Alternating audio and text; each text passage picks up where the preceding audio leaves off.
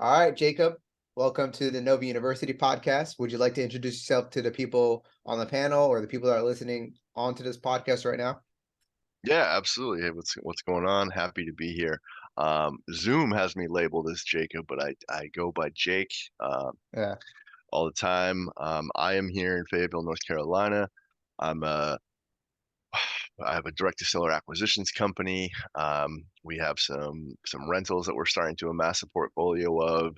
We're doing some flips, so really heavy into real estate. I'm a veteran. I did 5 years active duty, 1 year with the guard.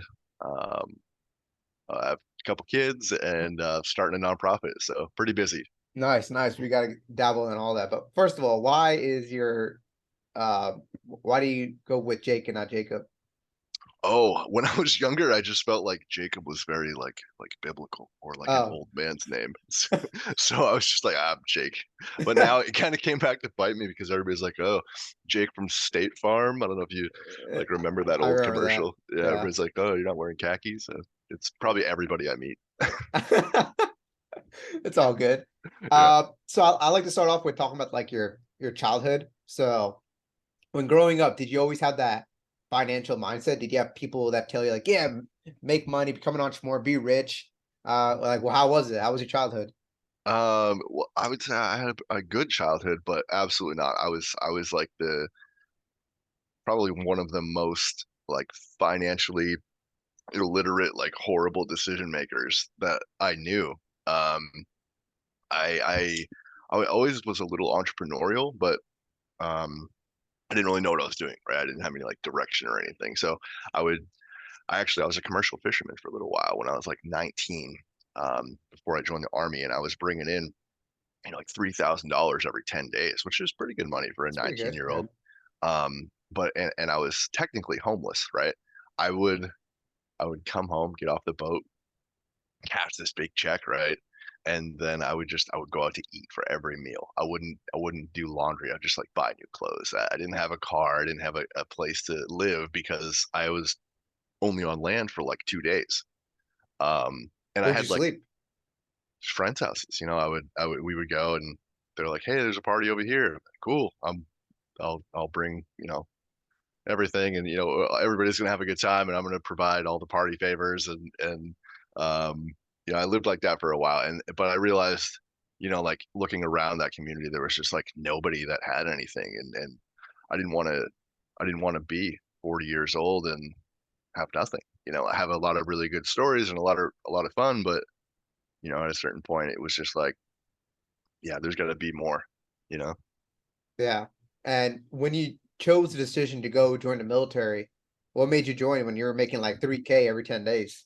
So it wasn't a direct transition. I bounced around. I tried to figure out, who I wanted to be, what I wanted to do. So there was a little bit of welding in between. I worked at a motorcycle, uh, kind of like a used motorcycle sales position. And then I went to school for a little while. And it was actually the decision to join the army was because I didn't have, I think it was like, I went to the store. I tried to buy me and my now wife, a pound of chicken, a bag of rice, and a can of peas. And I think at the time it came out to like $12, right? And I put my card in, and it just gets denied. And I knew it wasn't because the card was, broken or wrong or anything. I didn't have $12 to my name. And so I went right over to the recruiter's office and I signed up, and I was like, I need to leave as soon as possible. I need to make money. I want a big bonus, and joined as a welder. Nice, nice. And did you get a big bonus from joining the military? I got like 20K, but 20K, that's pretty good. after taxes, yeah, after taxes it was like 16. Yeah. And I was kind of smart with that, luckily, at least a little bit. I used that to pay off most of my debts at the time, so I had kind of a clean slate there. Nice. Yeah. And when you joined the military, how was your experience? um, I always say it like this, like I have nothing bad to say about the army. And I think that it can do a lot of good for a lot of people. Um, but I did one contract, and pretty early on I knew that I was going to only do one contract. Not for any, particular reason other than, I figured that there's more opportunity. Um, and then especially as I got kind of closer to the end of my 5 years, excuse me, I realized that there's more opportunity, especially in real estate. So I had always been kind of reading and getting into different podcasts and stuff. Some of the early stuff was like what was it? Flip This House was like an old TV show. I used to like watch all that HGTV stuff, and I was like, Yeah. wow, that's awesome. That's awesome. And, doing more, um, looking into all that stuff, and then I was really just like pulled in two different directions, because it's like when you're in the army, you're in right now. I always like I'd put that uniform on, and it's like, okay, I have to like this is everything I can focus on. Like it was very transformative. Putting that uniform on really took over everything about who I was during the day. And then when I would get home, it was like, oh, all this other opportunity here, all these other, books and podcasts and dreams really. So there was a big divide in me. I wasn't operating within ontology. I think it's called. It's like where everything about you is operating towards one cohesive goal. And that's kind of what my entire experience with the military was like. Okay. Okay. And when you transition, what advice do you have for those members that are actually in the military right now? Going in and okay, before I okay, answer that question first, I guess. What advice for people in the military? Yeah. It depends on what they want to do, I guess you they're know? transitioning out. They're kind of scared. Okay. Yeah, for transitioning service members, I would say take advantage of all those programs. They have the Soldier for Life, which a lot of people are like, yeah, it's just something that you have to do. It's just a box that you have to check. But um, there's a lot of transition assistance. I think you can do some programs where like you can work. I think for like 6 months prior Yeah. to getting out, and that was something that I looked into. And I know some people that have actually been able to do that for like local real estate companies and um, actually spend that time getting paid by the army, learning real estate and actually doing deals. So just make sure you're taking advantage of all those Yeah. transition programs. And I knew some people that actually made their own LLC and they put the paper in where they'll just work for themselves and it just Oh, went really? through. So it's like, Yeah. you're working for yourself for those 6 months and you're like doing whatever you want basically. And I guess why'd you choose, not college in a way? Mm.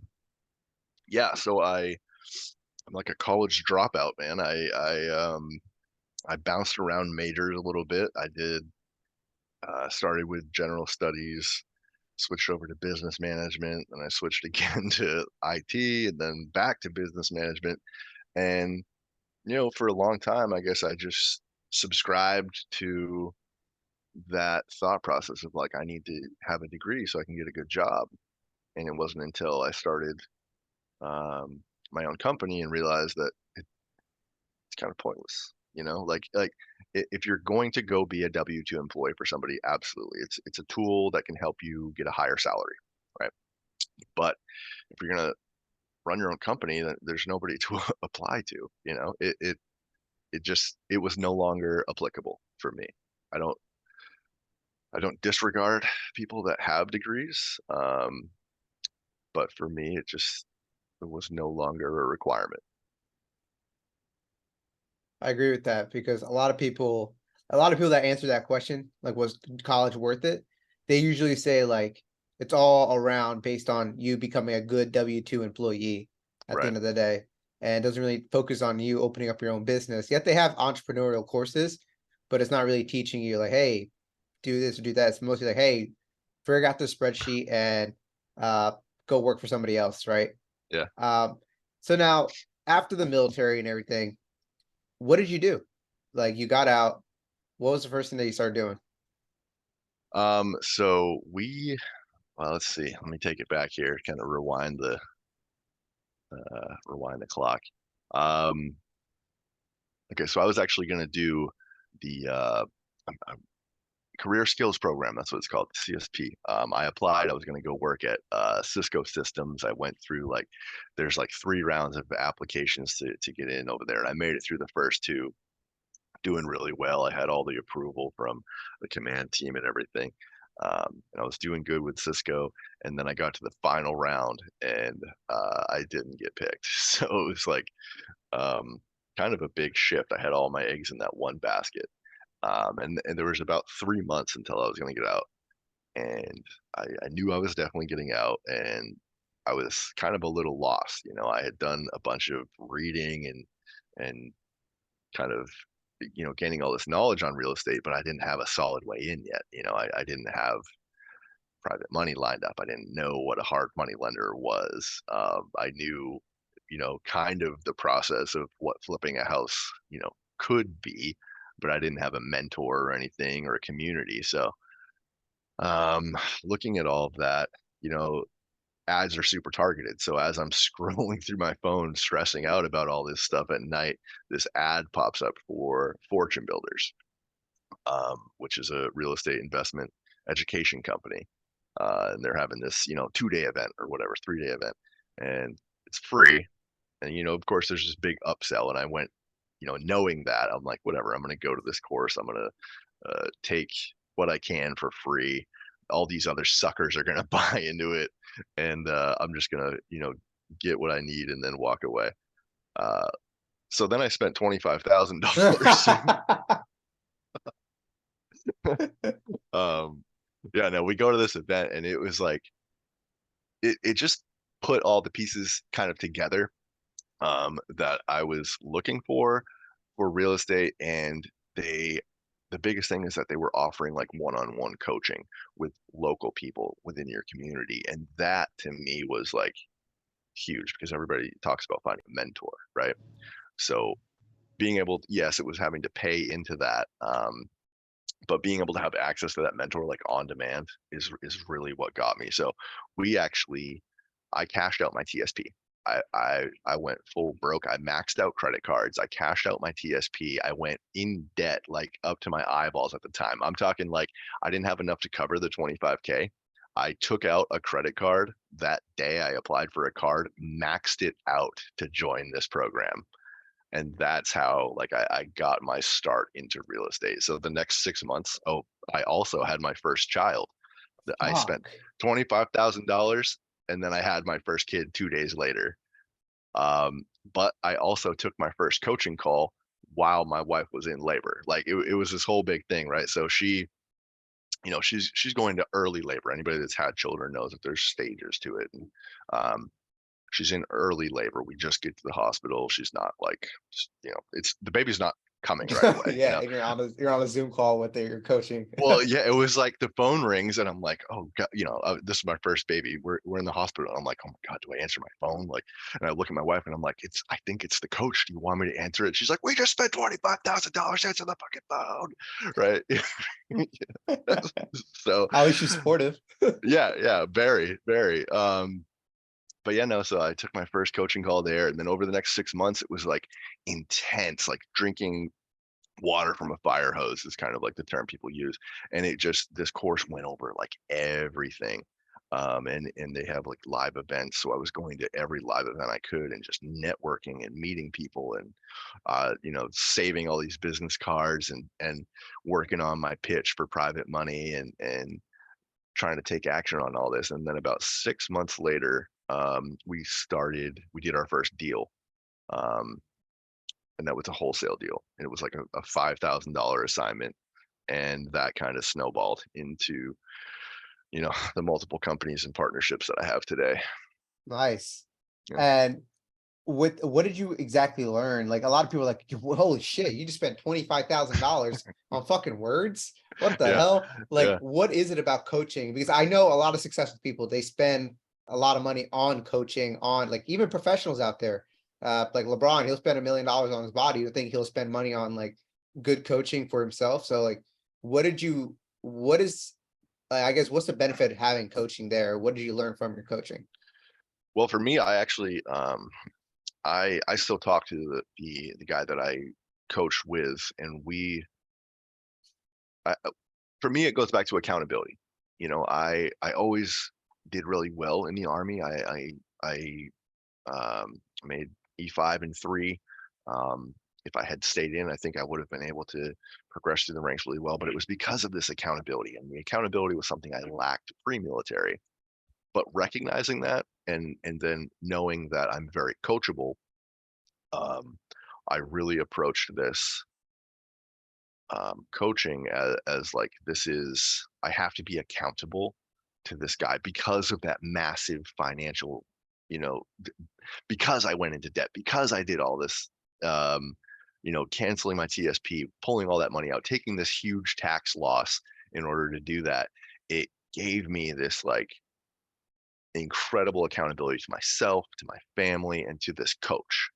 Because I mean, think about it. Like as soon as we did that, as soon as we max out these cards and I canceled my TSP, we're like, we can't tell anybody. Nobody can ever find out about this, right? Um, so yeah, it was just the accountability to myself and the accountability to the coach. What did your coach find out when you said like, "Hey, yeah, I maxed out my credit card for this"?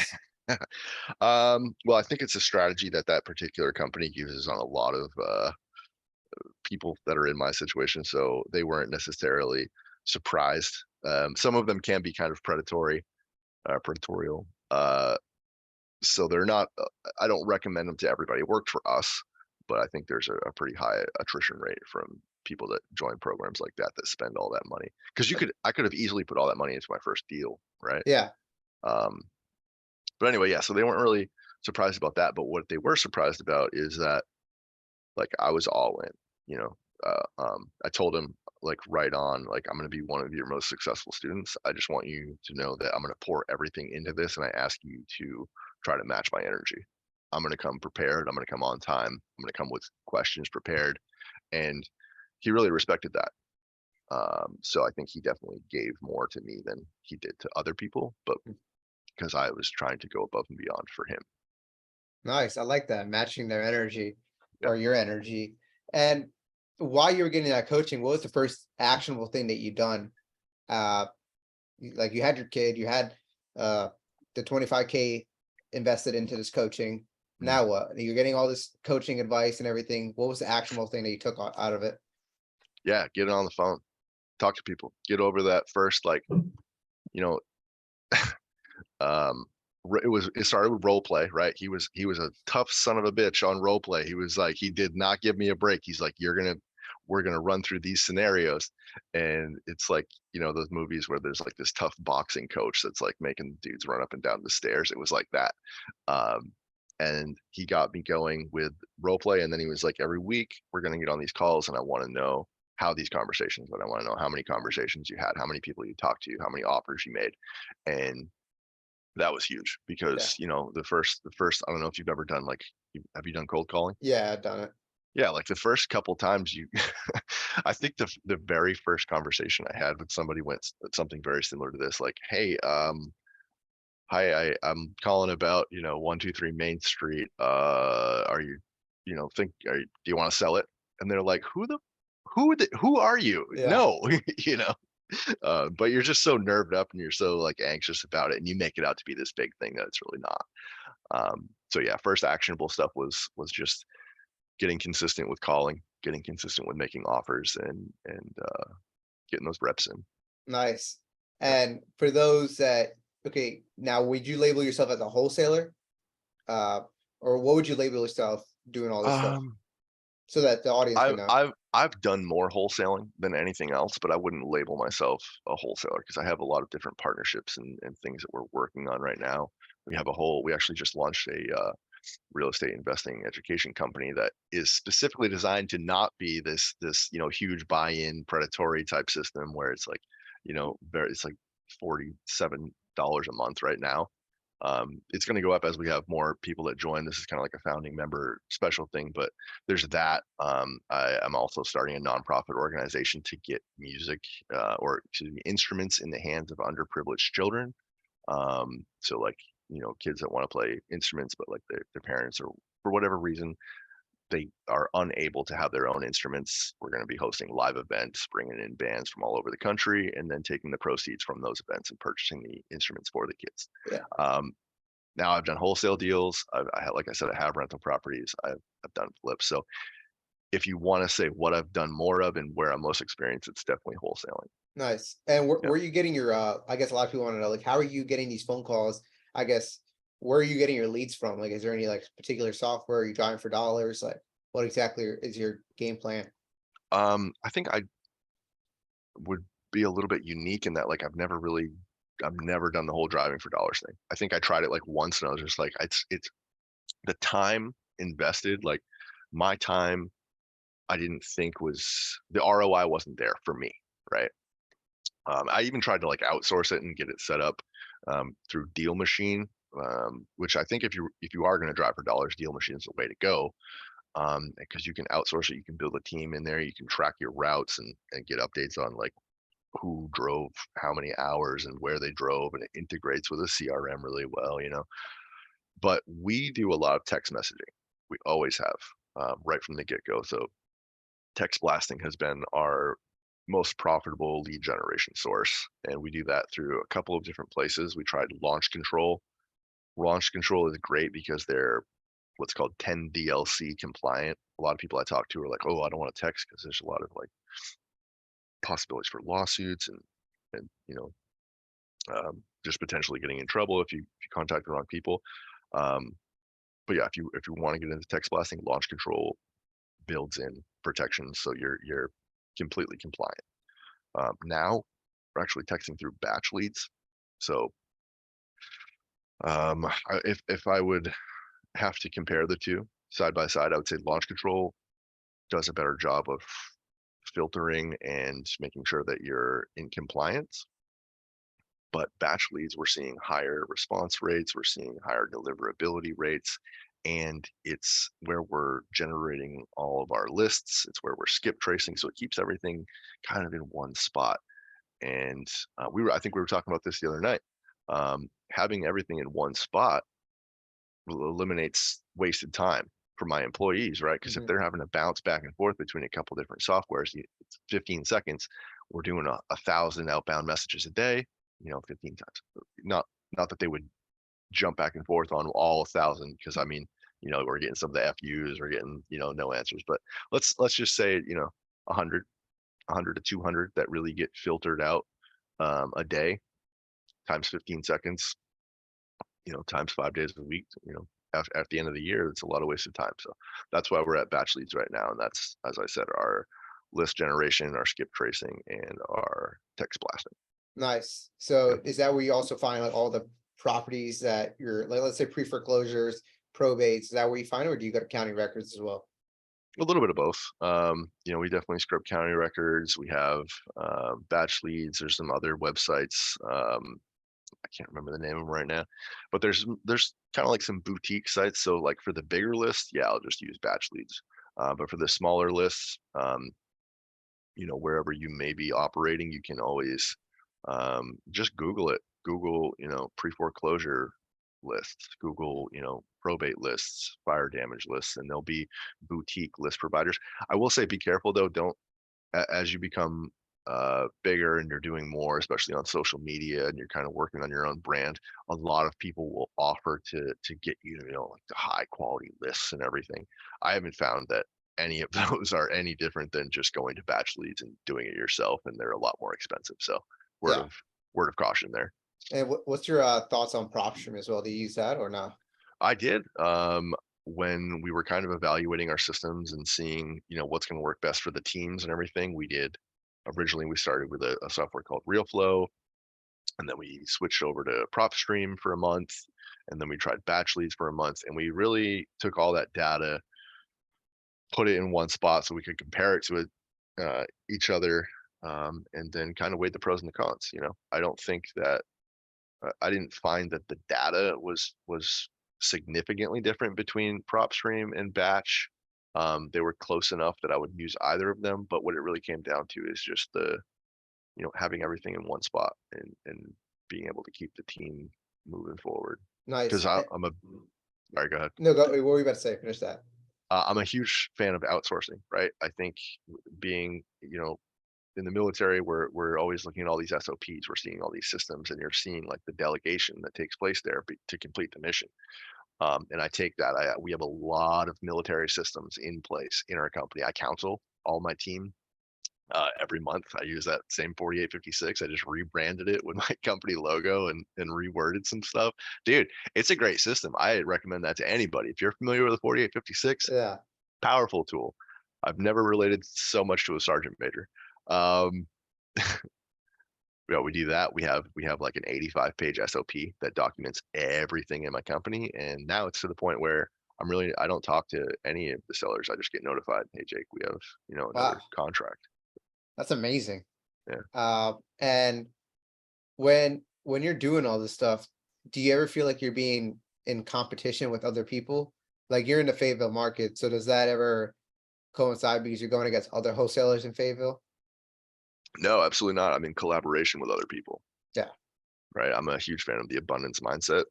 Anybody that's in this market can reach out to me, and I'll let you peek behind the curtain, man. Absolutely. nice. And for someone that wants to get started in wholesaling, what would you advise? Um, I would say find your buyers, right? Because I think most anybody that does you can pretty much figure out what you need to know in about an hour of like intense Googling or YouTubing on like how to go get a property under contract. But figure out what your buyers are buying, figure out, price points and just I guess it would come down to buyers because you need to be able to offload these things, right? Hedge funds aren't buying like they were last year. It's a little bit harder now. Um, so figure out your buyers, get your comping really on lock. If you need to, you know, talk to some local realtors and be like, hey, can you kind of help me put a value on this? Um, try not to take up too much of their time though, because especially if you're not going to, do the deal through them, it's kind of they're working, they're trying to make their money too, so respect their time. Um, but yeah, lock in your buyers and figure out how to comp things because if you're not comping them right, you're not going to get them under contract at the right prices, and then not only will you not be able to sell them, but you're going to be kind of screwing over the seller. Yeah. And what are some mistakes that people do whenever they're comping? You have to find a deal. You can't make a deal, right? Unless you're getting into like some creative finance stuff, which is Yeah. I'm all about right now. But specifically with comping, like you have to be strict. You can't just start bumping your parameters out there because it's not you're not finding your comps. If or what we do is, and it's pretty standard. I don't think it's anything major. Is half mile radius sold in the last 90 days, 10% square footage, 10 years plus minus, bed bath count plus minus one, and then we make adjustments for that, and then adjustments on price per square footage. Nice, nice. Yeah. And I know that you starting a nonprofit. How does that work? How does starting a nonprofit even work? Oh man, well I'll let you know. It's really in the early stages, but it just started with the idea. I was at this. I spend money on myself. I invest in myself. I try to go to at least 4 seminars a year, whether it's real estate, personal development, sales, business, anything like that. And I went to one November, I think November of last year, with Recalibrate 360. It's neuro linguistic programming, and it ended up being a lot more introspective than I realized it would be. And it's kind of how I came up with the idea for that. So, um, as well as being a huge proponent for investing in yourself, I'm also a huge proponent for partnerships, right? Um, and this is actually, I was just listening to your last podcast with Sleeves, but I'm a huge fan of Dan Sullivan too, with Who Not How, right? Um, and so with that mindset of thinking like who can get this done with me, not how can I get this done, I just started collaborating with people and I started reaching out to the people that I thought would really be passionate about this as well. So right now we're in the process of getting it all formed. It's called Band Together. We have kind of the concept outlined. We have some of our core values outlined. Um, we're getting into like how all the systems will work. But there's a little bit more to it in terms of like filing with the IRS and everything that we are still kind of navigating. So I don't know like the technicalities of all that, but I will know somebody who will know how to do it, and I'll collaborate with them, and then we'll get there. Nice. Because for me, I know a couple people that have nonprofits, and they are doing like like opening up a garden, a community garden, Nice. and for you, why did you choose giving musical instruments to underprivileged kids? Yeah, because I was an underprivileged kid that wanted an instrument. Oh, Yeah, I got one, but it was a little bit later. I think. I mean, I guess I got it when I was 9, so that's still pretty early. But I yeah. wanted a guitar for like years and years, and I just it didn't work out. And then I finally got one. I've been in bands and um, been playing ever since. So music's a pretty big part of my life, and but a lot of different forms of art and everything. So that just like resonated with me. Wanted to Man, be able to, I like that. I like that because you have that you have your own niche with it. And yeah. uh do you ever think that I guess growing with all these businesses that you're kind of not niching down on certain things, or do you feel like you're all over the place? Yeah, sometimes. But again, my mind keeps going back to the who, not how, right? So I I have partnered in almost every venture um, that I've done. I have my business partner uh, in my acquisitions company is also my business partner in my holding company for all of my rentals, and I'm actually just partnering now with a contractor locally, and we're going to be kind of profit sharing. So where we're locking down the acquisition, bringing the funds, and then they can be managing the rehab. So in the beginning, yeah, I was spreading myself too thin, but who not how really changed that for me and realizing that I would rather get 50% of the profits on something than 0% because I decide that I'm spreading myself too thin and then I try to niche down, right? So if you are in a position where you're feeling like that, try to think about who might be able to alleviate that feeling for you and how you might be able to collaborate with them to eliminate that. Right. And is there a way that you try to, because for me, whenever I do partnerships, sometimes there's it's like almost like putting a tenant into a right house, right?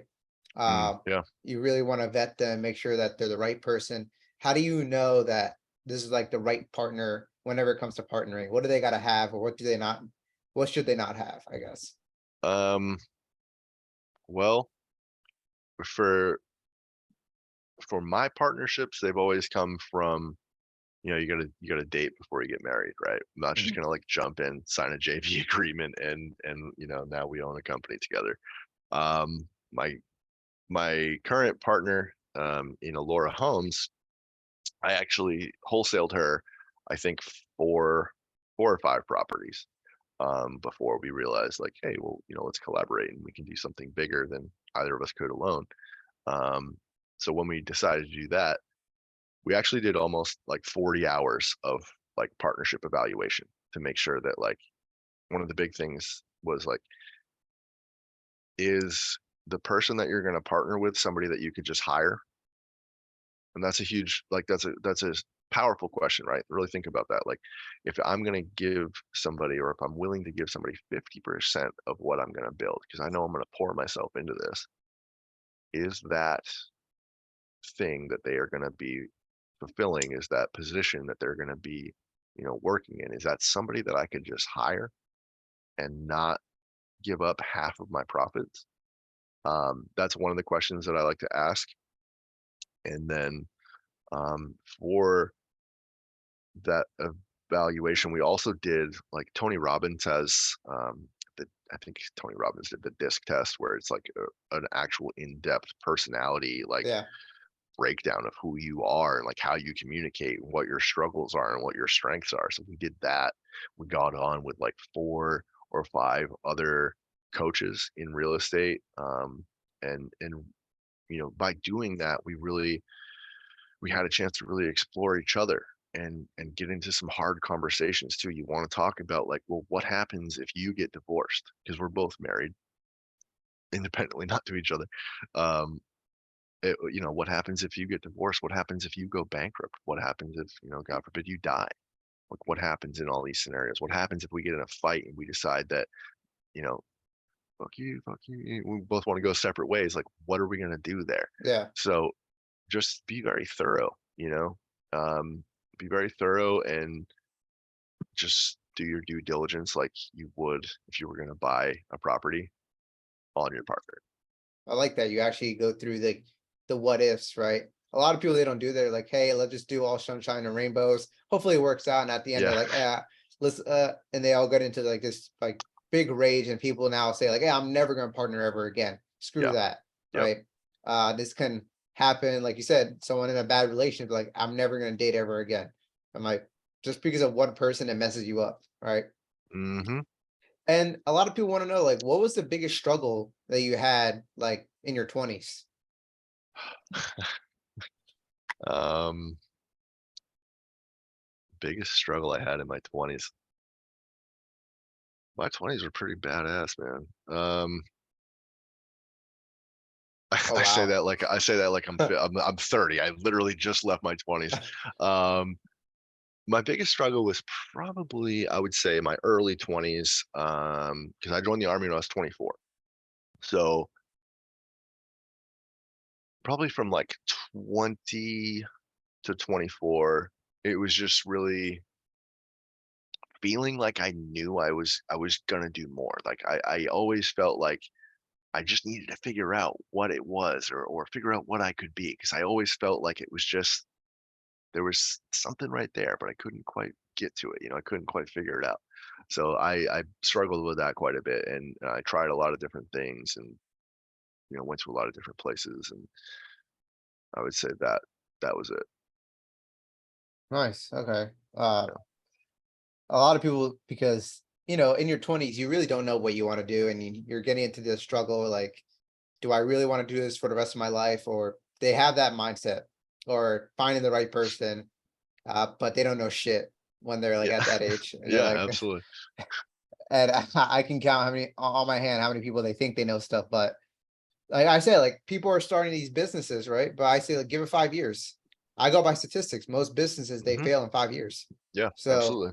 someone might be up, right? They might be, seller financing or whatever, like 100 million properties, whatever. But They're doing pretty good on 100 million seller yeah, finance. they're doing they're doing really well. But let's say like if you're doing good, doing a great time, like good times, what happens when the bad times come, right? Yeah. What happens when we have another COVID or another recession? Uh, are you gonna tank? Are you gonna it's gonna be game over?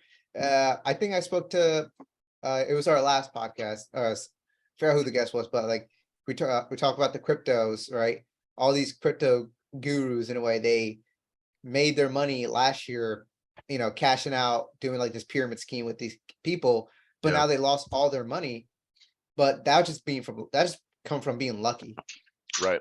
Most of it's just, I always tell people, like, if you take Elon Musk himself, take everything away, put him in a desert, he will probably become Elon Musk again a year later. Like Yeah. he'll build cities, he'll build, like, give him 5 years, he'll probably make Tesla over all over again. It's just like, it's the human being itself. You have to learn as you go. And a lot of people just don't understand it. They're like, oh, I gotta get rich real quick. But what does that get you? You know what I Yeah. mean? It Once you break the threshold of making $1 million, it's like, oh, this is easy, right? I can do this in my sleep. Uh, but it's like you got to break these barriers in life, right? And I think the quicker you break those barriers, the it's always like a, like a hill that you're always climbing. You kind of want to climb the hill. For me, I'm gonna be like, I'd rather be on the rich side than the poor side, right? Yeah. I'd rather have rich people problems than poor people problems. For sure. Not gonna Yeah. lie. So it depends what hill you want to climb, and how fast you want to get to that point to climb that other hill. Because again, it's a never ending hill, but you want to, like, I'm like, you want to, like, do things like, hey, how does car insurance work? How does buying a house work? If you can, finish, like, back then people were like, oh, buying a house, that's like the biggest thing you can do. All right. Your Mm. grandpa's like, oh, if you buy a house, you're successful, you're a man. If you buy a car debt free, you're a man. If you have a wife, you're a man. It's like, but now what happens when you have all that at the age of like 20, right? Yeah. What's next? Right. Now it's like, can I make a 7-figure business work? Okay. Now that I've done that, what else can I do? Can I make a good nonprofit organization? Whoa, that's doing good. Now what? Right. So it's like these never ending hills that people have to realize are out there. And again, it's like, which hill do you want to climb at the end of the day? Hmm.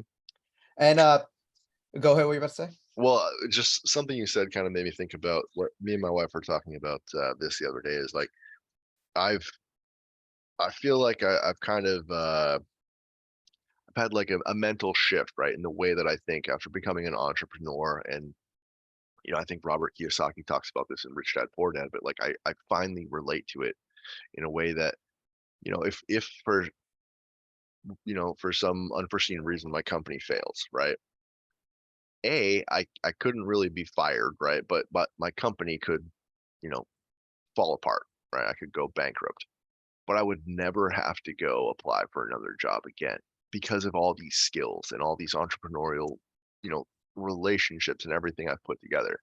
So that is kind of a big mentality shift because like I'll always be able to go wholesale. I'll always be able to call somebody up that has a damaged house and be like, "Hey, Yeah, I understand you're going through, some tax troubles right now.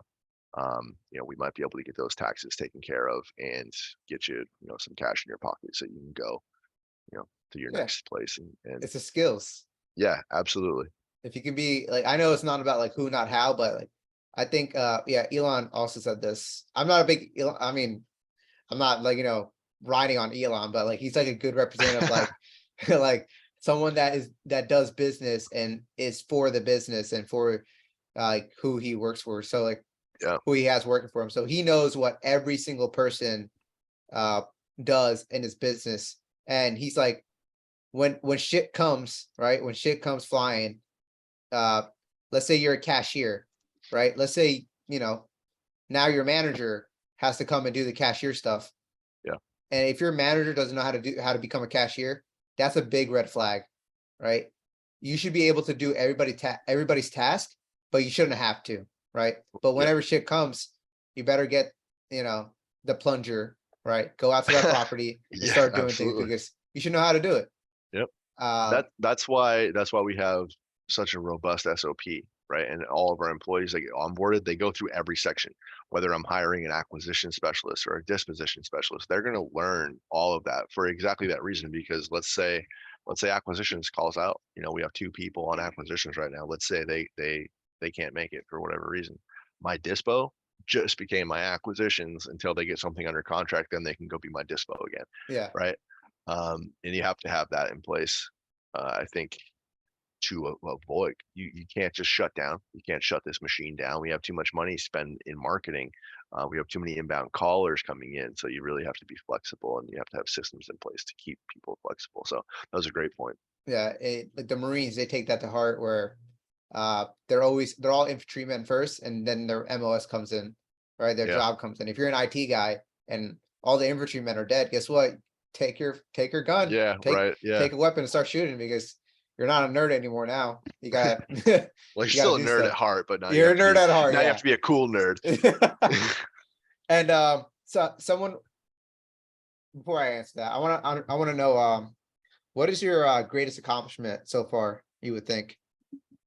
Business or personal or Let's all the let's above. all the above. Family, Family. without a doubt. Uh, just being able to be part of their lives and support them and create life, like, that's a big deal, you know? Great life. There you go. Yeah. And if for those that don't come from like a supportive family background, what advice would you have for them? For people that don't come from a supportive background is Yeah. that you can create a supportive background, or you can create a supportive present. You can't change the background, but you can change the present. I'm a big fan of the mindset of really taking full responsibility for everything and forgiving people that, have made you feel certain ways, like in the past, right? So you can forgive them, let go of that, and then build new supportive relationships around you in Yeah. the present. Yeah. I like that. And I like to ask this question to everybody to see like so what is something that people agree on that you just have an opposite opinion on?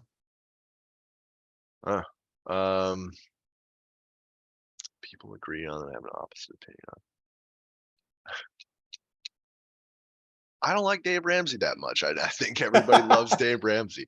I read the Total Money Makeover, and it did kind of hit me at the time, but I think I just have a completely different opinion of debt then he's like he wants you to get rid of all your debts and everything. And for me, I maxed out my credit cards, to go into debt to get into this program, and then I've been able to leverage debt in incredible ways over the last few years, to really put together some amazing deals. So I'm a huge fan of debt. I know he doesn't really subscribe to the debt, but I would say, yeah, Dave Ramsey is somebody that Yeah. a lot of people like that I don't like. No, I agree with you. I'm a big debt fan, not a big Dave Ramsey fan as well. Nice. Uh, Team debt, baby. yeah. Collier Kennington said, I think Dave Ramsey is really good for people who don't utilize their debt, like for shoppers and everybody. Yeah, I Yeah, agree. yeah, absolutely. Yeah, I mean, there's definitely people that Dave Ramsey is great for. His the snowball approach to paying off your debts and everything, and really helping people understand like they don't need to keeping up with the Joneses and yeah. everything. I, Yeah, I just tell people use common sense, right? yeah, For example, pay off your credit card debt or like pay off the biggest interest that you have. Uh, yep, like you want to pay off that has 5% interest versus something that has 2% because you don't want to pay that much money, right? So just pay it off, be clear. If you're someone that's like, I don't know, I want to say financially illiterate with your money. So mm, uh because I know like back in my family, like uh they didn't know what a credit card was. They don't even have credit cards open. And when they did, they opened up like a Macy's credit card and they're like, oh, I didn't know I had it. I didn't know I yeah. had to pay it. I thought I just get a 50% off on whatever I get. Well, I think up until recently, with like the internet being able to just connect people and share information at such a crazy rate. When I was growing up, credit cards, like, those are only for emergencies, and the Yeah, credit cards are bad, and like there bad. was this taboo about them, when really, like, you can use your credit cards to carry some of the expenses, some of the renovation costs for your rehabs, and Yeah, then pay them off in full after. And you're gonna get more lines of credit from doing yeah, that, to be able to carry more costs on more rehabs at a time. And it's a great tool. yeah. And I like using it because guess what? You if you do it right, you get to pay for a whole vacation uh with points and everything. Yeah, Uh, absolutely. Flying pe- all over the country to go to these seminars, I'm using points, getting into these lounges and stuff yeah. They're like from working. yeah, people just don't realize like the benefit of point system. And I mean, there's probably like Facebook groups and like Reddit chats, whatever. People just like going off about points, how they do about retirements and stuff. But Yeah, uh, people, you can do a lot. I have my own like ideology on things. Like if I can kill as many birds with one stone, um, like again, like it's from like the richest man in Babylon. Like you yeah, want your they call money slaves, so you kind of want to rework them over and over again. Like absolutely. keep recycling your money. Like this dollar can do so many things. It just doesn't go to the register. It can make you dividend income, make more kids, and they work for you now. So I'm like, oh, I never thought of it like that. So now if I'm gonna buy stuff for my rehab, use a credit card, right? Now I have points for that. With those points, I can pay for a flight and look at that. I can carry money that I didn't have. So it's like I'm borrowing other people's money, other stuff, and I'm getting free flights out of it. It's like Yeah, it's and it's not really just the unique. flights, it's like where you're going with the Hmm. flights. Like, I'm going to the seminar, so really that money is not only getting me there, but then it's another dividend is the education that I'm getting, the connections that I'm getting from being there. So it's absolutely uh, working for you tenfold. Yeah. And before we move on to the ending questions, I kind of want to do the whole role play thing with you to see how you would work out with it. Ooh, Uh, okay, but I get to be the seller. I want to hear you as the you buyer. oh okay. Fuck. All right. Can we do it both ways? Like I'll be the seller first. I mean, you be the seller. And I'll be the no, you be the seller, and then later on I'll switch on. And Yeah, yeah, then we can do okay, both. It's fine. okay. All right, ring ring. Hello? Hey, is this Jake Remillard? I don't even know how to say your last name. Uh, yeah, yeah. Who's this? This is Fahaben. You don't really know me. I work for, this company where we buy houses that needs a little love. Are you, I see that you own this property on ABC Avenue. Are you ever interested in selling that property? Um, how how did you get my phone number? It's on the tax records. Myself, I go out and do this stuff where I drive 30 minutes out to the county records just to pull a list of people that own certain properties that I'm interested in. Yeah, okay. Sure, I guess. What's your offer? Um, I I'm look from my data. I don't really know what to offer on it yet because I don't know what you have. I don't know what work is needed for the property. If you don't mind, can you ask me how many bedrooms and bathrooms you have? Yeah, it's a 3-2. It's a 3-2. Yep. Okay. How old is the roof? Do you know any chance? I don't know. We bought it a couple of years ago. The roof was, a few years old when we bought it. I don't really know. Okay, okay, no problem. So you say you bought a few years ago. When would that be?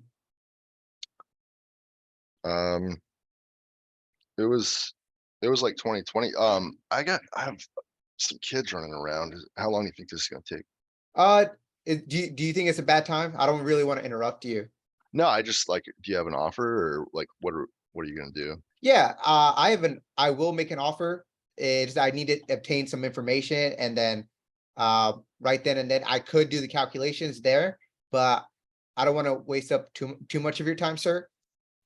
So if we can move on with the bathrooms and everything else, how was the HVAC as well? The HVAC, yeah, it works. It works good. It works good? Okay. Yeah. Is there a way I can come by today or tomorrow to check out the property? Um, can I just like send you some photos or something? You just called me, like I don't know you. Okay. How can I what's stopping you from me going to the property? Are you like scared of something? Yeah, I mean, honestly, I get a lot of these messages and there's a lot of scammers out there and I just, Okay. How can I build that trust with you? What can I do? where are you from? Me, Like, are you I'm from here? Are you? yeah, I'm here. I'm here in Fayetteville with you. Oh, okay. Okay. Yeah, I mean, when can you be here? I can be here in like 45 minutes. And you can give me an offer if you come here? Yeah, I could definitely could. All right. All right. I'll see you then. All right. Sounds good. Nice. All right, Okay. See, I cool. try to meet up with people whenever I could Yeah, no, because absolutely. You did a good job. I was trying to be a little bit of a dick. no, you're good. Well, any fixes up there? What did you see? Mm,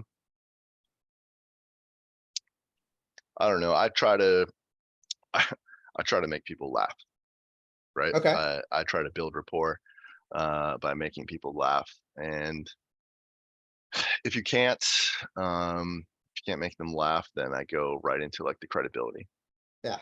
right? So you kind of went right into like I drive around and I look for houses and that might need to be, fixed up a little bit. Would you be interested in selling? That's from what I've learned through cold calling and from my marketing experience. That's a hard question for people to like, right? So Yeah. call them up.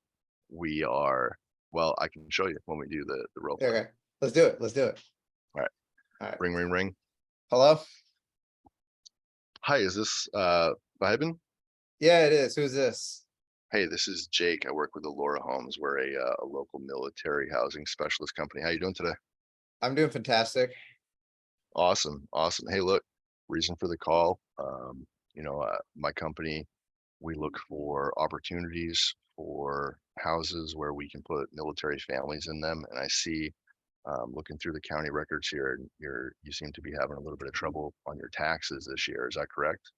Well, I'm not having trouble with my taxes. That's not, I don't have trouble paying stuff. Okay. That's what you're concerning of. Yeah, no, no, I understand. I understand. We pull these lists and I just, saw your name on here and we can oftentimes offer solutions to people um, that they either don't know that they need or that, might work for them in a way that they just weren't aware of. Is that something you might be interested in talking about?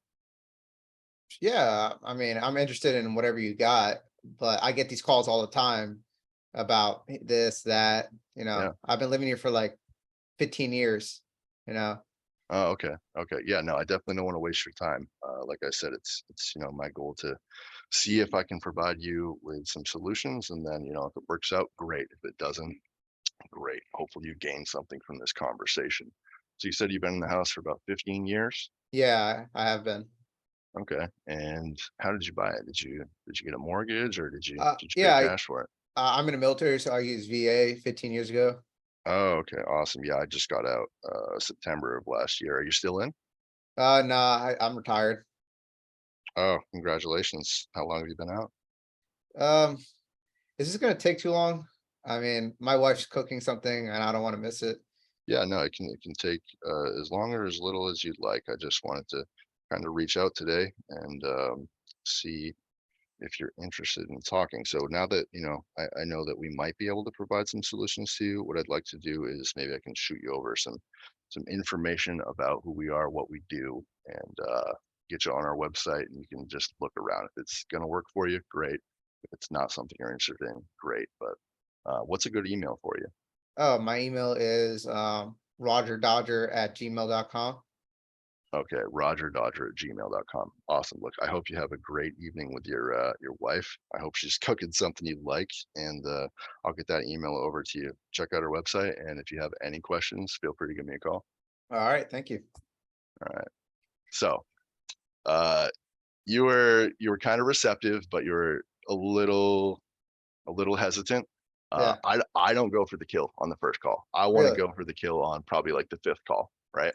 I want to get somebody talking, get a little bit of trust built. I want to send them to my website because we spend a lot of money on our website, which is something that a lot of other people don't do, right? So calling somebody, in my opinion, on the first call and asking them if they want to sell their house is like so out of the blue. Unless they are a warm lead and they're coming to you, I just find that they're not really that open to it most of the time. Yeah, So identifying a problem, labeling the problem that like, hey, look, I see you're behind on your taxes. All I want to do is provide a solution. And then if it works, great. If it doesn't, great. No obligation, right? yeah, So I'm going to send them to my website. They're going to be able to look around on there. They're going to see that we are tax lien specialists. They're going to see all the testimonial videos. They're going to see that we're ranking on Google. It's going to build all this credibility. And then I'm going to follow up with them. Either I'm going to call them or they're going to call us back, and they're going to be, excuse me. I don't know why I drink sparkling water to prepare for this. Um, but yeah, it's all about driving them to our website and getting that credibility. If yeah. if I don't And close them for a month, that's fine, because by building that relationship, building that trust, if they're not in an immediate need to sell, I'm going to be able to get it for more money. yeah, and if they don't look at your website because it's too many steps for them, Yeah, uh, how long do you take to follow up with them? you should be touching base with your potential leads 12 times. 12 So, times? yep, there's this Harvard study that talks about the ideal times to call people. So this is not from me. This is from a Harvard Harvard? study that, yep, that, Yeah. that was conducted over like, um, I think 3 years, and like, I can't remember how many calls they evaluated, but and you can find this, you can go Google it, but Mhm. the best times to call, I think, are like Thursday and Wednesday evening at like 4:30 to 6. That's like the highest chance of getting a hold of somebody. Um, and then also they talked about how most salesmen or salespeople will only get a hold of somebody, they'll try like 5 or 6 times and then it'll fizzle out. But the ideal number of times for a conversion is 12 touch points. So that's, oh, we just had that first touch point with you. Mhm. Then I'm going to send them the email. They might go to it, they might not. Then we're going to follow up with 2 text messages. Then I'm going to follow up with a call. Then I'm going to follow up with a ringless voicemail. Then another email, and different, we have automations built into our CRM. So for different lead types, we follow up in different ways, but it's all very specific. I'm not going to market to somebody that's got a fire damage property like somebody that is in, tax delinquency. Um, so yeah, 12 follow-ups, try to call or text message between 4:30 and 6 on Wednesday and Thursdays. And that's where we have our automations built out to send all of those things like that. Also for inbound marketing, this is all from that study. For inbound calls, um, you want to be able to answer within the first 5 minutes. If somebody is like trying to reach out to you, they go to your website, they try to call in and they can't get a hold of you, you need to be able to call them back within the first 5 minutes, because the rate, it drops off. Like, you have a 10 times, you're 10 times more likely to close that deal if you call back in the first 5 minutes. It drops off like so fast. You're like 3,000 times less likely to close that deal if you wait more than 1 hour. So we have 24-hour call answering that will answer a call. I don't care if people call in at 2:30. It's virtual staff that will answer. They're out of Mexico. It's Answer Heroes. They're pretty cheap. It's like $79 a month. You can check those guys out. I don't have an affiliate link. Just go check them out. Yeah. That's pretty important. And then, like I said, for us, it's driving them to the website, because we want them to see the credibility. Most of the sellers that we have are either younger and they're really savvy, or they're older and they don't trust people. And if they're young and savvy, they're going to see us on Google. They're going to see us on social media. If they're older, they're going to go to the website and see the videos and see all the military branding stuff. And they're going to be like, oh, yeah, okay. You know, I like that you shared that information. I feel like a lot of people are now going to start using that, calling on Thursdays and Wednesdays. You said I around hope that so. time. I hope you do it. It changed our metrics dramatically. Yeah, nice. And where do you even go to find all this research? Oh man, I'm a nerd. I'm in a lot of communities. Um, I spend a lot of time going down the rabbit hole. Yeah, I'll sit down at my desk to get some stuff done, and then before I know it, I spend like an hour and a half on YouTube, just like looking digging. into. Yeah, absolutely, absolutely. And I think some people are like, they talk about that being kind of a negative thing, but it's really not, for me anyway. Because like, if it's time spent learning, it's time spent improving my systems and just seeing how other people are doing it. It's not like I'm just sitting there watching TikTok for an Yeah, hour and a half. So I think people get too hard on themselves for being on YouTube for too long or something. It can be productive. It can be yeah. just like being in a classroom. It's like how to put up a shower, right? Something simple like that, like a DUI. You're Yeah. like, oh, I just watched a YouTube video. I learned, stuff like that. It's really like amazing. And some of the properties I look at, this was before YouTube was a thing, and you could tell that they try to do to try to do it DIY style, and they just messed up, right? And Yeah. Oh yeah, I'm like, absolutely. hey, those are the properties that you find now. And move on to the ending questions here, Jake. Yeah, go ahead. Hit If me. you can go back in time and tell your younger self something, what would it be? 18 years old. 18 years old. Um, hmm, I would give. I would tell myself to read Rich Dad Poor Dad. Okay.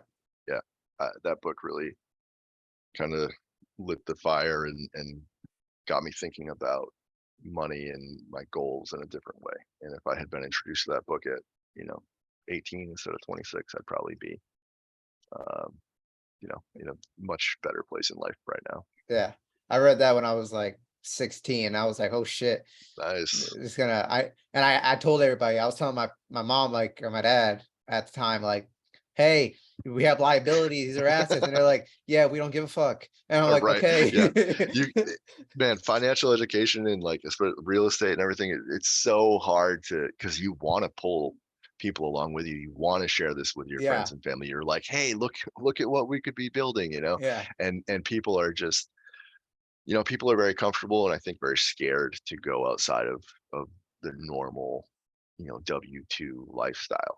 They're yeah, they're set in their ways. They know it works and it's what they've been taught. So getting people to kind of buy in, I think you have to be a special type of person to be an all-in entrepreneur. You yeah. know, there's you got to be well, you got to be a little crazy. You got to be willing to jump out of airplanes and do stuff like that. I agree. Hey, we both you jumped out of planes, right? Oh yeah, There you go. absolutely. There you go. Yeah. Were you a jump master before you left? No, no, I thought about it, but I knew I was going to be getting out, and because of that, like I didn't want to take somebody else's spot in the class. So I made it very clear to my command team, like I was never a shitbag. I did my part and Yeah. up until I got out. But You just give it someone that really wanted it more. yeah, absolutely. Like somebody that's all about that career progression. Yeah. Absolutely. I'm not going to go do it just because I don't want to wear a parachute for 6 hours before the jump. Yeah. I agree. And Right. what question would you like to ask your future self? Let's say you look back on this like at age 50. Mm. What what question would I ask my future self? That's a hard one. Um,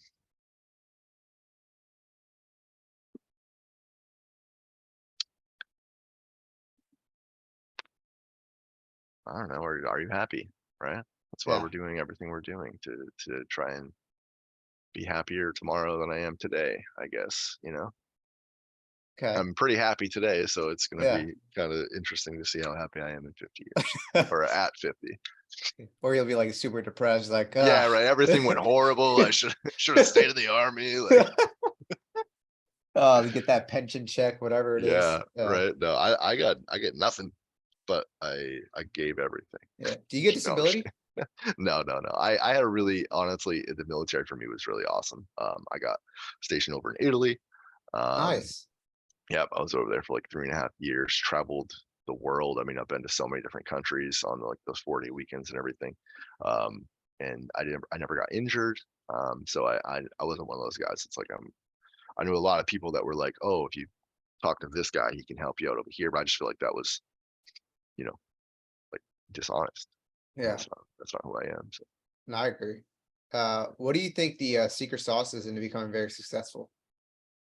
consistency, absolute consistency, building motivation, and just doing it.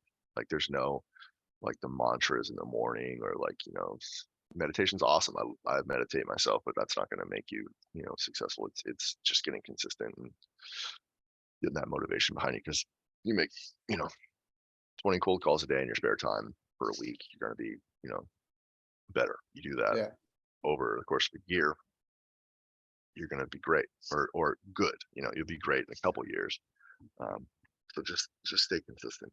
It's like Yes. work, like if you're going to work out, you can't just, there's no secret sauce. You're just going to go It's, work out, stay it's just consistent. about building those habits strong.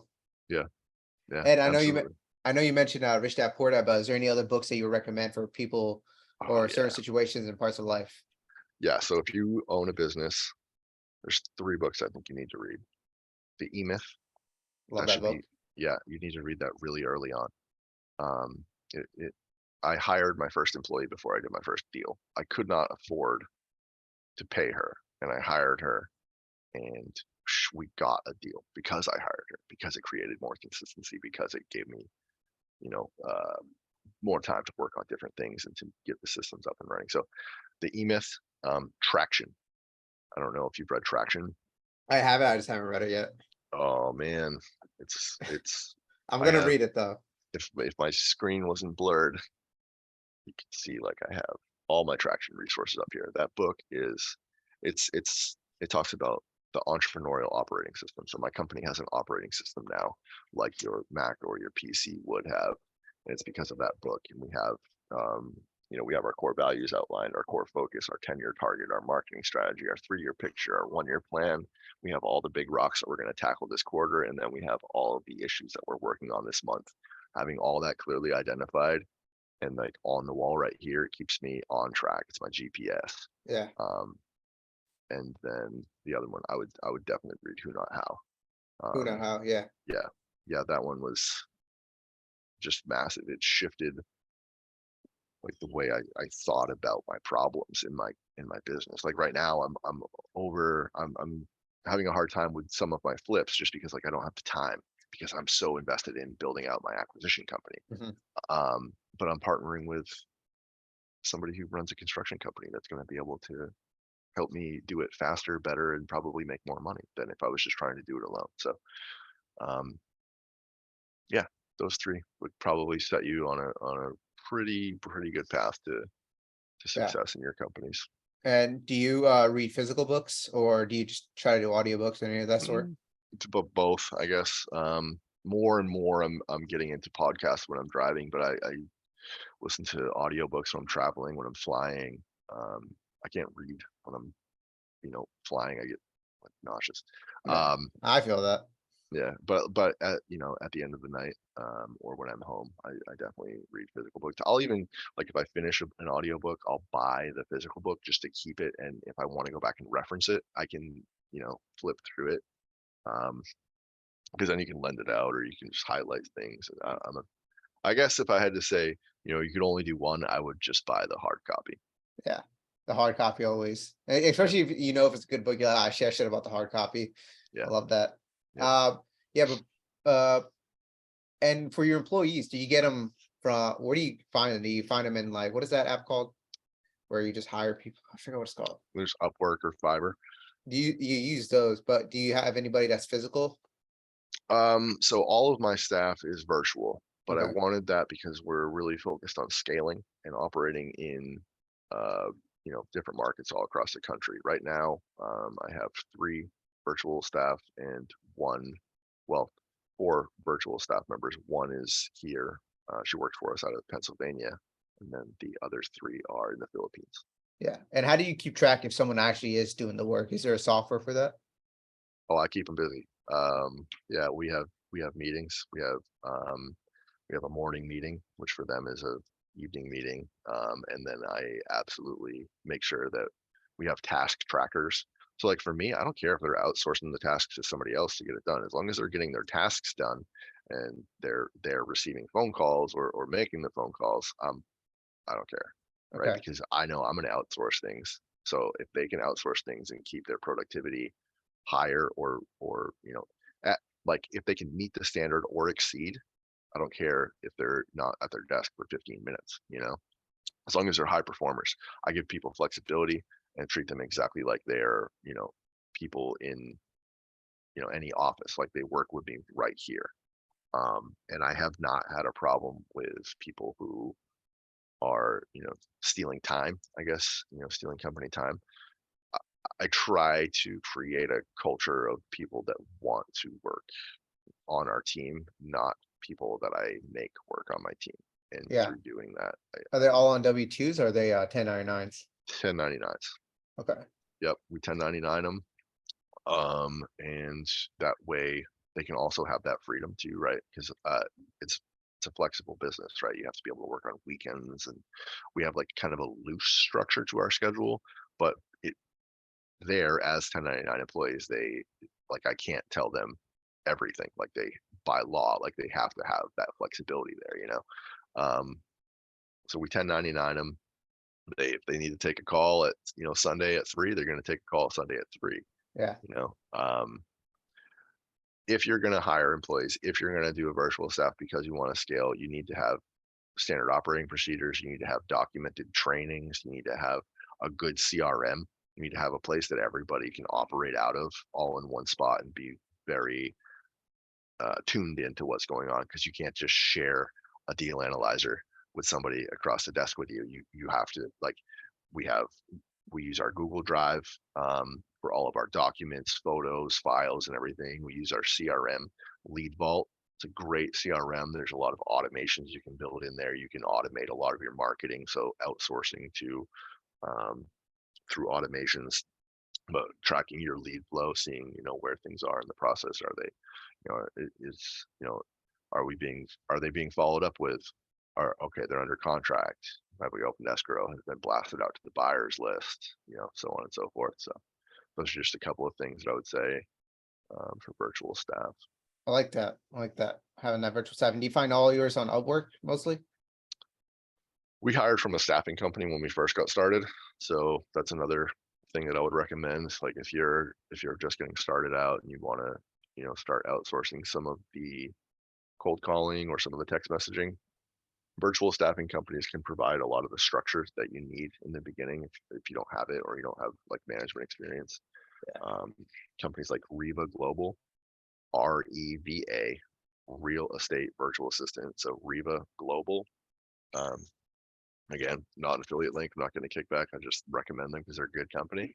Um, they will like you'll get a dedicated employee, and then you'll have a customer service manager that also manages that employee. They have all of their KPIs that they track, so your deliverability, response rates, the leads, the total number of leads by category, hot, warm, cold.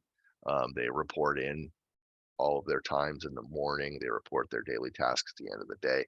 And there's like quality control on the back end that's, making sure that they're actually doing this, that's auditing their phone calls and all that. So if you don't have all the systems in place and the capabilities to do all that, you can hire, you know, an employee through these companies, and they work for you. They don't work for, you know, it's kind of like you know, if you like a temp agency here, except they work with you long Yeah. term. Okay. Yeah, Man, I like that. yeah, And man, that's a lot of advice that you just give out there for people to go out. I was just looking it up what they were as well. yeah. Yeah. Hit them up. They're great. I love Yeah. those guys. We just left them because we are focusing more on some uh Yeah, they're US stationed based in people. Philippines. Yeah. Yeah, they're out of the Philippines, and you're always going to have a little bit of um you know, there's always going to be a little bit of a language barrier. You're always going to have people that are intolerant of a small accent, you know. Yeah. Um, so if you are going to have people on the phones, make sure they have very proficient English skills, you know, and the people that don't have such proficient English skills might be better communicators. So you really have to, you know, interview them. But then like, if you have somebody on your team, maybe they're just better text messengers, right? Maybe they know when to laugh, they know when to cry, which is very important in acquisitions. So you just have them run your text messaging and handle Mm. some of your social media blasting.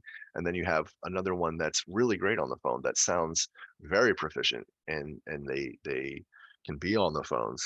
So you have to, you know, kind of feel them out and see where they need to be on your team. But And, now we just hire direct just because we have the systems in place, you know. and I know that you create SOPs. So is there, and for those that don't know what an SOP is, like standards and procedures, Oh yeah, yeah. um, where would people, how would people make those? Or is there like a thing that you go to just to make them?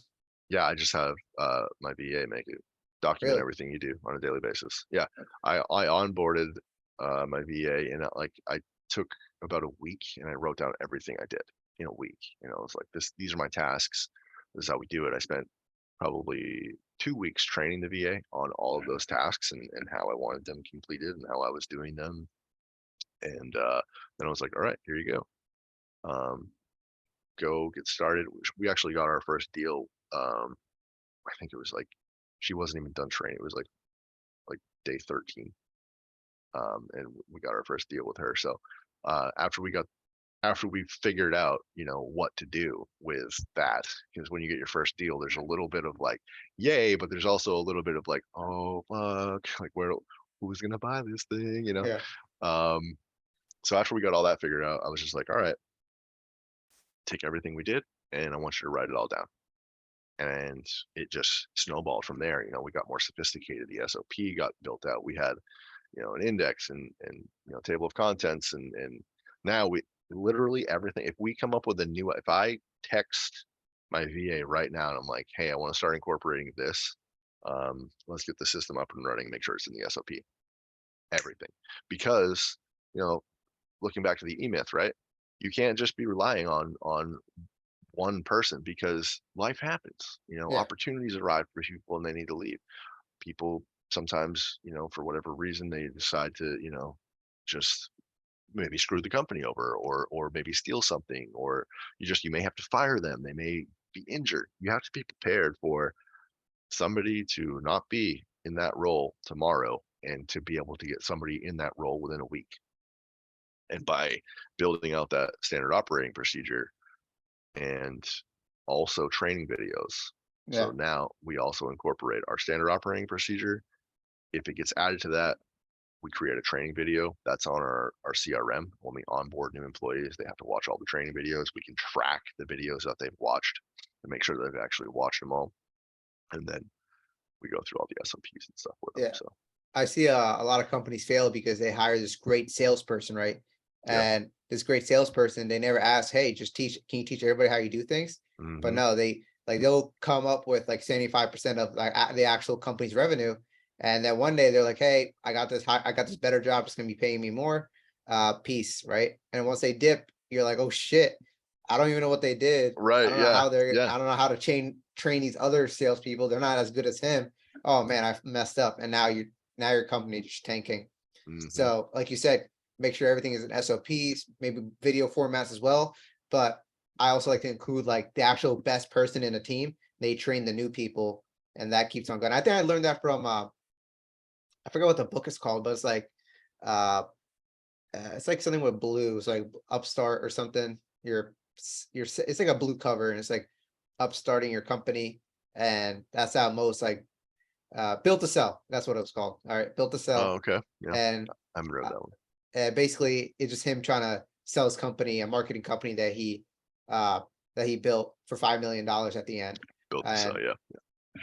and he's like his mentor was telling him like, yeah, most companies they fail at like training the person to do everything, and sometimes that person that knows everything, like you gave him everything to the basket, the passwords, everything, they could fuck you up. They could like probably like Oh, take over your company. Yeah. oh yeah, absolutely, absolutely. And there's a protective measures you can take there. So there's this app called LastPass.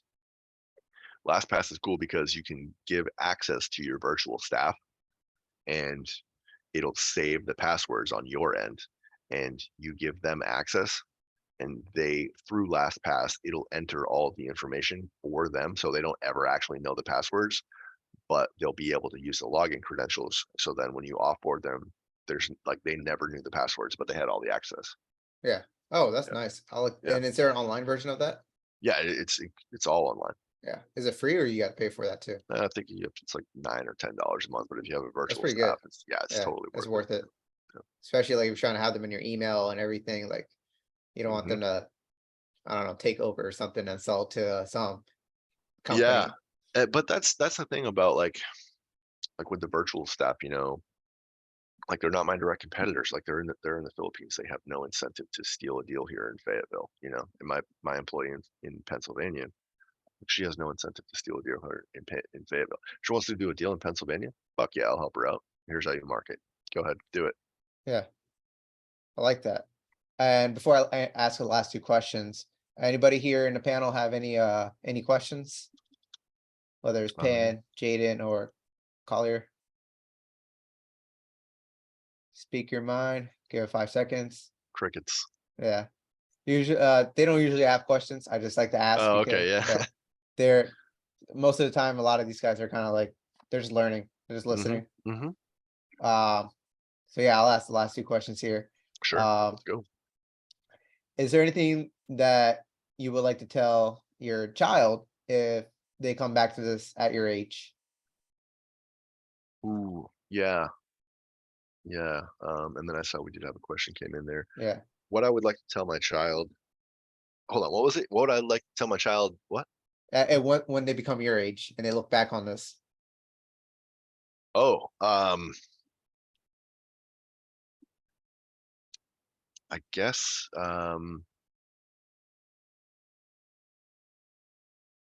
just find something that you really want to do and go for it 100%. Just dive into it.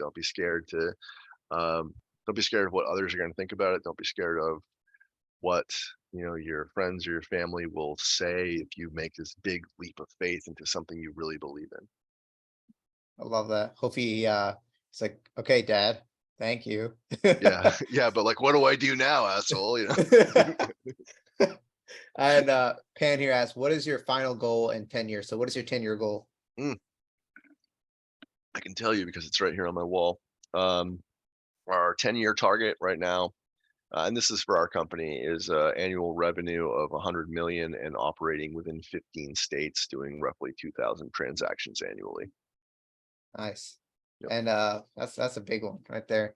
Jaden here has a question. Go ahead, Jaden. Yeah, when you feel like when it comes to credit leverage, you feel like real Uh, estate is the way to go. in regards to what you mean, like leveraging credit and like having the maximum ROI in real estate? Yeah.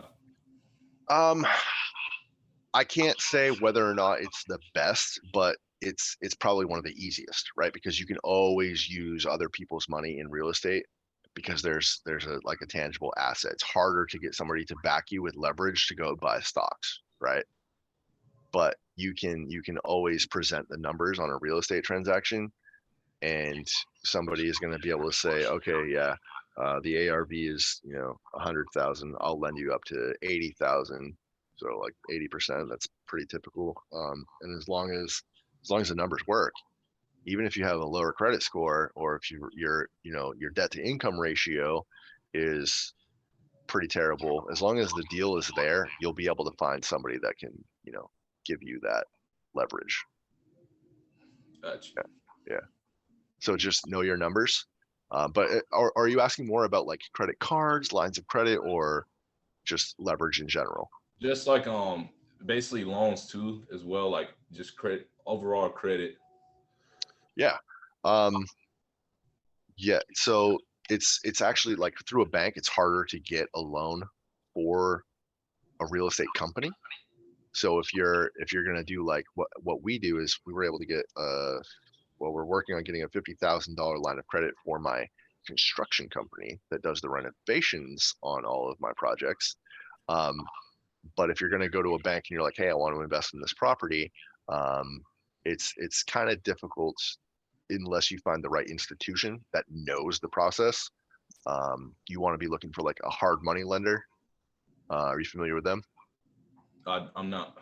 Okay, so a hard money lender, they are going to lend based on the asset, right? So we actually use, if you want to write these guys down, they're great. Asset-based lending, ABL. They're out of New Jersey. They funded our first flip. We didn't have to have any experience. I think your credit score needs to be like a 680, but they'll fund you. Percentages change with the market, but like you could expect to pay like 12% and 2 points. And then you may have to bring like, another 20%, but you can pull that together from private money. So like I said, if the deal is there, the money will follow. We did our first deal at zero of my own money at all. I had no money in the deal. So we bought it for, it was 260. We paid the wholesaler 30K assignment fee. So 290,000 was the acquisition price. I got hard money to lend me 260,000. I presented the deal to a private money lender who I met through that network, Fortune Builders. I was like, here's the deal. Here's what I can offer you. And I partnered with him, where I gave him more of the profit than, a traditional private money lender would take, because I knew it was my first deal and I wanted access to the capital rather than to have to go find 13 other people and do this crazy vetting process. So I gave him 50% on my first deal and he gave me $100,000. Wow. So I went from having no money to having $100,000, and all I have to do is share half of the profit with zero of my money in the deal. So use the hard money lender to cover the acquisitions cost, and then use the private money lender to cover the rehab costs. And now you've leveraged money from a bank or a fund, and then money from an acquaintance. So that's the power of leverage in real estate. And then like where credit cards come into play is like, yeah, okay, so let's say you were going to take down this wall and then you find that, there's the roof has been leaking for years in there and it didn't come up on the inspection or whatever. Now you can use those credit cards and, you get a Lowe's card, a Home Depot card, Amex. Amex has a really good card for newer businesses, and then you just put your repairs on there, pay it off when it's done. So I've put in like none of my own money in my first deal. Wow. Yeah. That's amazing right there. The power of leverage. Yep. Yeah. And last question here, Jake, is how can people reach out to you and what are some values that they can give back to you? Values that can give back to me. Energy. Give me your energy and I'll match it tenfold. I love getting together with people and, just really working on something. Like I want to know what your problem is and I want to know what your struggle is so I can help you overcome that. But you got to bring the energy. You got to bring the, like I did with that coach, right? Like if you're gonna come to me and ask me some questions, I'll answer them, but I'm gonna have the expectation that you're gonna go act on them, right? But if you do that, that's gonna be self-fulfilling, right? So that's one way you can get back to me is come to me with a problem and allow me to help you with it and then actually execute on it. Yeah. So, and then how you can get a hold of me, I'm on Facebook, Jake Remillard. I'm on Instagram at jake.remy. I'm trying to be more present on social media these days, but yeah, hit me up, shoot me a friend request, send me You a make some message. TikToks? I don't do TikTok. I don't know. I I didn't get on there. I have a YouTube channel that I'm kind of working on, but yeah, mostly just hit me up on Facebook or Instagram. And, Yeah, that's the we can be wave right there. friends. Yeah. And last year, Pan has a question. When do you read books? What is your SOP of reading books, audiobooks, or read it, taking notes or not taking notes? Do you read multiple times? I guess saying this because a lot of people, when they read books, they forget about it and all this stuff, right? Yeah. I read I read when I feel like reading, and I don't, if something really strikes me, I'll highlight it. I don't have like an SOP for reading books. Like my SOPs are primarily just for like my company. I'm more spontaneous than I am structured outside of um, business. Um, Sometimes I read in the morning, sometimes I read in the evening. It's just like, do I feel like reading? I tried the whole schedule thing and like time blocking and like by like 15-minute increments of what I'm gonna do in my day. And then like by day 3, I'm like, I need to fucking do something crazy, you know? I It's feel just that. I can't do it, you know? Yeah, just highlighting cool stuff in books and reading books again. Like I'm gonna read. I've already read the E-Myth twice. I'm gonna read it again. Books that really have a profound impact. Just consume it, chew the fat. Yeah. Collier here has a question as well. Go ahead, What's Collier. up? Hey, I had a question for you. So you're talking about wholesaling. Are you renting anything at all, or are you just going in and just refixing these up and just putting them back on the market? Well, a little bit of both. Yeah, we right now are only acquiring rentals if we can get them sub 2 or Mhm. seller finance or through a wrap. Yeah. And that's just because like if I don't have to put anything into it, I'm absolutely gonna keep it. If it comes across my desk and it's like a crazy margin on a flip, yeah, we'll take it Yeah. down as a flip. So it's super situational. We evaluate every deal kind of individually. And our team knows like what we're looking for. So they know to evaluate it differently. Like we're going to offer, there's another little nugget. So if Mhm. when we run our numbers to present our offers, we always go ARV times 0.6 minus repairs. That's our Mayo formula, our maximum allowable offer formula. And then what we do for dispo is ARV times 0.7 minus repairs, because we know that that's Mhm. what a lot of our fix and flip buyers are going to want. But it builds in 10% profit for us. That's kind It's of, like that's called like the 70% rule and the you made your own 60% rule. yeah. It just builds in 10% profit, right? Because everybody's like, well, I don't know what the offer is going to be. What are we going to push it out at? So our dispo system works very closely with our acquisition system. So in our workflows, we have a lead will come in. Nothing gets input into our CRM until it's been qualified as a lead, whether it's hot, warm, even cold leads. But it has to be like lukewarm. Cold is not like what I would call it. Anyway, those get added to our CRM. They get followed up with. They get worked. But as soon as it's added to our CRM, the very first task is not a follow-up call. It's not an acquisitions call. It's a dispositions comping, right? So our dispo comps it right away because it's been qualified at some level by our initial acquisitions.